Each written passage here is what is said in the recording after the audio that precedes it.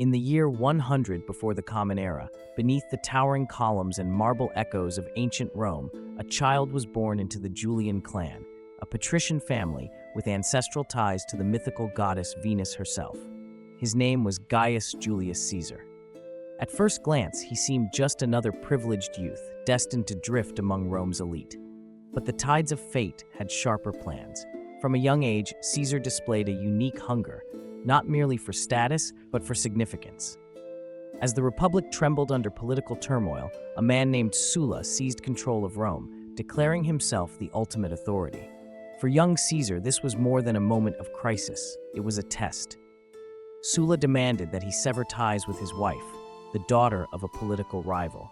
Caesar refused. That act of defiance cost him everything. Stripped of his inheritance and marked as a threat, he fled the city and began a life on the run, traveling in disguise and surviving by wit alone. But even in exile, his ambition burned like a torch in the night. Far from Rome's marble halls, Caesar sought refuge and refinement in the world of rhetoric and knowledge. He traveled east to the island of Rhodes, where he studied the art of public speaking under the most skilled instructors of his time. There, his voice gained the rhythm of persuasion and the edge of command. Yet destiny was not finished shaping him. During his journey back, he was captured by pirates, merciless men who demanded a ransom for his life. They underestimated him. While in their custody, Caesar treated them not as captors but as inferiors, ordering them to remain silent during his studies, and even joking that once he was free, he would return to punish them. And that is exactly what he did. After his release, Caesar raised a fleet, hunted the pirates down, and executed them, all without waiting for permission from the Senate. These were not just adventures, they were crucibles. Each trial carved deeper into the marble of his character, forging a man who would one day rise, not just through ranks, but beyond them. A man who refused to kneel to tyranny, who spoke with precision, and who acted with the kind of resolve that history remembers. By the year 60 before the Common Era, Julius Caesar had already tasted exile, danger, and the shifting tides of Rome's unstable politics. But what came next was not the charge of a lone wolf. It was the calculated move of a grand strategist. Caesar understood something most of his rivals did not. In a city devoured by ambition, true power was not seized with brute force, but with alliances forged in the shadows. And so, he turned toward two of Rome's most influential figures. The first was Gnaeus Pompeius Magnus, Pompey the Great, a celebrated general whose victories in the East had earned him legions of loyal soldiers and the adoration of the public. The second was Marcus Licinius Crassus, the wealthiest man in all of Rome, whose fortunes could tilt the balance of entire elections. These men were powerful, but isolated, divided by rivalry, distrusted by the Senate. Caesar saw their vulnerabilities and made them an offer neither could refuse. He proposed a secret pact, an alliance to bypass the Senate's resistance and dominate the Republic from within. And with that, the first triumvirate was born. This unofficial but ironclad alliance became a machine of political manipulation. Crassus provided the money, Pompey offered military strength and public favor. Caesar brought charisma, intellect, and the tactical mind to weave it all together. Backed by his new partners, Caesar secured the consulship, Rome's highest office, by manipulating the elections with precision. As consul, he enacted laws that benefited both Crassus and Pompey, solidifying their loyalty. But Caesar was not content with titles. He wanted a platform for greatness, and he found it in the wild, untamed regions of Gaul. Through a carefully negotiated arrangement, Caesar was appointed governor of Cisalpine Gaul and Illyricum, with command over vast armies and unprecedented autonomy. What seemed like a routine appointment was, in truth, the beginning of an empire. In Gaul, Caesar would not only make war, he would craft legends, and every victory he claimed on foreign soil echoed back in Rome, feeding his fame, fattening his coffers, and slowly shifting the gravity of Roman power into his hands. It was no longer just a republic, it was a stage, and Caesar was preparing to become its most unforgettable actor. Between the years 58 and 50 before the Common Era, Julius Caesar stepped beyond the borders of the Roman Republic and into the vast, volatile lands of Gaul. This was no mere military campaign. It was a theater of conquest where he would carve his name into the bedrock of history. At the time, Gaul was a patchwork of tribal confederations, scattered across what is now modern France, Belgium, parts of Switzerland, and even Germany. Caesar's campaign began with the migration of the Helvetii, a powerful tribe seeking new lands. Rather than allow them passage, Caesar intercepted them, crushed them in a decisive battle, and sent a message to every tribe watching. The legions of Rome had come not to negotiate, but to dominate. With the scent of victory still fresh, he turned east, crossing the mighty Rhine River, a natural boundary no Roman general had dared to pass. It was not just a military move, it was psychological warfare. Caesar was not merely chasing enemies, he was showing the world that no frontier could contain his ambition. But Gaul would not be tamed so easily. In the heart of this wild terrain, a warrior arose, Vercingetorix, a young and brilliant chieftain of the Arverni tribe. He united the Gallic tribes in a fierce resistance against the Roman advance. What followed was a brutal and complex war, marked by ambushes, scorched earth tactics, and relentless sieges. The climax came at the fortress of Alesia, where Vercingetorix and his army were trapped atop a hill surrounded by Caesar's forces. Yet, as Gallic reinforcements surged from the outside, Caesar found himself encircled, trapped between two enemy fronts. What he did next defied logic and made legend. He constructed two massive walls, one to hold the enemy in, the other to keep reinforcements out. Starvation, time, and engineering became his weapons. Against impossible odds, he held the line. The Gallic resistance crumbled. Vercingetorix surrendered, laying his arms at Caesar's feet. That victory was not just a military triumph, it was a coronation. Caesar returned to Rome as the undisputed master of the West, his legions loyal, his coffers full, and his enemies growing restless. What he won in Gaul was more than gold and glory. It was the foundation of an empire that would change the world forever. In the biting cold of January, 49 years before the Common Era, Julius Caesar stood at the edge of a shallow stream in northern Italy, the Rubicon. It was not wide, nor deep, nor marked by any monument, but its meaning was carved into the heart of Roman law. No general was allowed to lead armed legions across it and enter Italy proper. Doing so was considered an act of treason, a declaration of war against the Republic itself. Behind Caesar lay the power and loyalty of the armies he had forged in Gaul, hardened men who would follow him into any fire. Ahead of him stood the Roman Senate, now under the influence of his former ally, Pompey, who had turned against him. The Senate had ordered Caesar to disband his forces and return to Rome as a private citizen. But Caesar understood what that truly meant: surrender, trial, and the end of everything he had built. So, as his boots broke the surface of that river, he uttered the words that would echo across centuries: "The die is cast." And with that single step, Rome's fate changed forever. The crossing of the Rubicon was not just a physical act, it was a point of no return. Caesar marched south, and with every town he entered, with every city that opened its gates to him without resistance, it became clear the people were with him. Panic swept through Rome. The Senate fled. Pompey and his forces escaped across the sea to prepare for war. But this was not to be a clean confrontation. It would be a bloody unraveling of the Republic, a civil war fueled by betrayal, fear, and ambition. Caesar's decision was not rash.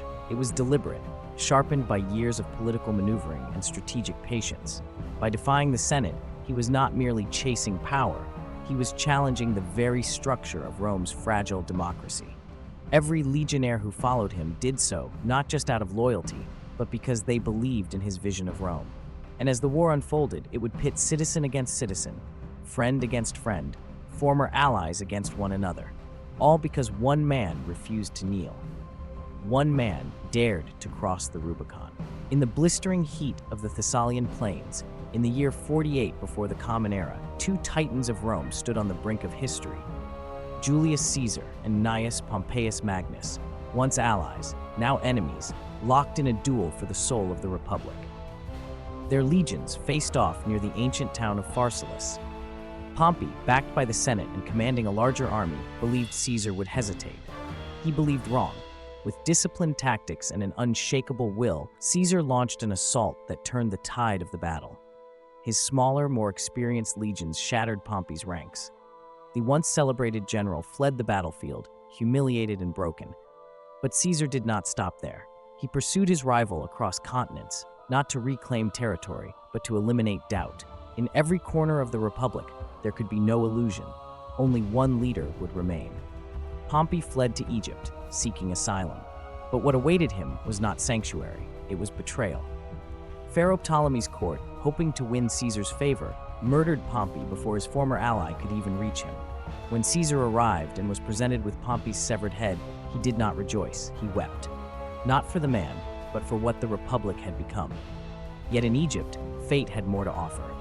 In the royal palace of Alexandria, Caesar met Cleopatra, young, brilliant, and fiercely ambitious. Their alliance was as political as it was personal, and it sent shockwaves through Rome. Together, they defeated the forces of Ptolemy and restored Cleopatra to the throne. But Caesar's mission was not complete. His enemies regrouped in Hispania, and in the year 45 before the Common Era, he led his legions across the sea once more, facing the remnants of the Pompeian cause at the Battle of Munda. The fighting was savage, Roman against Roman, with no quarter given. But Caesar, as always, prevailed. With that final victory, there were no more rivals, no more factions, no more illusions. The Republic, though still cloaked in its old institutions, now belonged to a single man. Caesar returned to Rome not as a general, but as an unchallenged ruler. Statues were raised, honors piled upon him, and the whispers began. Whispers that spoke not of a republic, but of a king. He had crossed rivers, conquered nations, broken alliances, and outlived legends. Now all of Rome rested in his hands. With his enemies defeated and the republic shattered by years of civil war, Julius Caesar returned to Rome, not as a man among equals, but as the singular force at the center of Roman power. Yet his ambition did not stop at conquest. Now came the transformation of Rome itself. Caesar knew that to hold an empire, he had to shape it. The old institutions were crumbling, burdened by corruption and inefficiency, relics of a system designed for a small city-state, not for a vast and sprawling territory that stretched from the sands of North Africa to the forests of Gaul. He began by reforming the civil service, replacing sluggish aristocrats with competent administrators chosen for their ability, not their lineage. These new officials were loyal to him, not the Senate, and they answered directly to the growing machinery of centralized rule. Next, he turned his eye to time itself. The Roman calendar had drifted wildly from the seasons, causing chaos in agriculture and religion. Caesar, advised by Egyptian astronomers, introduced the Julian calendar, a bold reordering of days and months that brought precision where there had been confusion. It was more than a reform. It was a statement. Caesar was not just ruling the people, he was reshaping the very rhythm of their lives. But even as he reached into the heavens to alter time, Caesar's reforms on the ground were equally radical. He expanded Roman citizenship beyond the Italian peninsula, granting legal status to entire provinces that had long been treated as second class. It was a calculated move, binding distant regions to his name and broadening the base of his support. The Senate, once the core of Roman authority, was also transformed. He increased its size dramatically, filling its ranks with allies and representatives from the provinces. To some, it looked like generosity. To others, it was the dilution of old power, a slow drowning of the aristocratic elite in a tide of new voices loyal to Caesar. And for the soldiers who had carried him through a decade of bloodshed, he rewarded their loyalty not with empty promises, but with land, rich parcels distributed across conquered territories, turning veterans into settlers and guardians of Rome's expanding borders. Every reform, every decree, tightened his grip. The Republic, in name, still existed, but the illusion was wearing thin. The Senate passed laws, but only those he approved. Elections were held, but the outcomes were his to shape. Power no longer moved through the old channels, it flowed directly from Caesar. And as he stood at the apex of this newly forged order, many began to ask, was this still a republic, or had Rome already crowned its king in all but name? In the early months of the year, 44 before the Common Era, Julius Caesar reached a height of power that no Roman before him had ever touched. The Senate, now swollen with his appointees and drained of true opposition, granted him a title that shattered centuries of republican tradition, dictator in perpetuity. It was a moment that redefined Rome. Dictatorship had once been a temporary measure, a tool used in times of crisis and swiftly relinquished. But Caesar's title had no expiration. It was not a role, it was a throne in all but name. Yet he did not stop at titles. He understood the power of symbols, the silent language of authority that spoke even louder than words. And so, for the first time in Roman history, a living man's face appeared on the coinage of the Republic. It was a masterstroke of narrative control. Every transaction, every exchange of wealth across the vast Roman world now carried his image. His profile replaced that of gods and ancestors. In every market and forum, his gaze was inescapable. He was no longer just a leader, he was becoming the embodiment of Rome itself. To the masses, this elevation seemed natural. He had delivered peace after years of civil war, brought land to veterans, grain to the poor, and order to chaos. His popularity was immense. Statues rose, temples were planned, crowds roared his name. But beneath that surface of celebration, cracks were forming. Rome had always prided itself on rejecting monarchy. The very founding of the Republic had been built on the expulsion of kings. And yet here was Caesar, wearing a laurel crown, seated on a golden chair in the Senate, holding absolute power, and now immortalized on silver and bronze. Whispers turned to worries. Senators began to ask not whether Caesar would become king, but whether he already had. He accepted honors without protest, sat above his peers in public events, and ignored the traditional boundaries that once defined a Roman magistrate. His transformation was nearly complete, from Republican hero to monarch in disguise. And though his actions were cloaked in legality, and his titles granted by a compliant Senate, the heart of the Republic was beating faster, sensing danger. Because when a man begins to shape the image of Rome in his own likeness, it is no longer just history, it becomes prophecy. And some, in the quiet shadows of marble corridors, were already plotting how to break it. On the 15th day of March, 44 years before the Common Era, forever etched into history as the Ides of March, Julius Caesar faced the most brutal betrayal imaginable. Though he ruled Rome with unparalleled power, suspicion and fear festered in the shadows of the Senate. Nearly 60 senators, led by men he once trusted, Marcus Junius Brutus and Gaius Cassius Longinus, hatched a conspiracy to end his reign. To them, Caesar was no longer a savior, but a tyrant, a king in all but name who threatened to extinguish the Republic's fragile flame. On that fateful morning, Caesar entered the theater of Pompey, where the Senate was meeting, unaware of the trap set for him. As he took his seat, the conspirators surrounded him. The first blow was a sting to his shoulder, then another and another.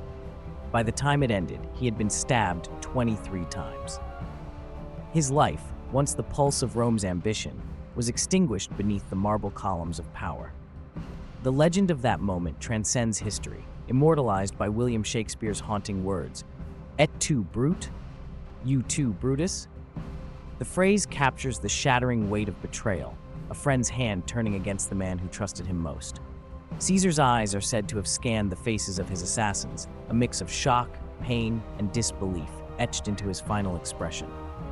His death plunged Rome into chaos, sparking a series of civil wars far bloodier than those he had waged. The Republic he died defending was slipping through the cracks, shattered by the very men who claimed to protect it. Yet in his demise lay a dark irony. By trying to save the Republic from one man's power, they unleashed forces that would destroy it forever. The Ides of March was not just a day of death. It was the turning point where Rome's ancient dream died, making way for an empire forged in fire and blood. Julius Caesar's assassination did not restore the Republic as his killers had hoped. Instead, it ignited a powder keg of chaos, plunging Rome into a brutal civil war unlike any it had seen before. The Senate was fractured, loyalty divided, and the city itself became a battleground where former allies turned enemies.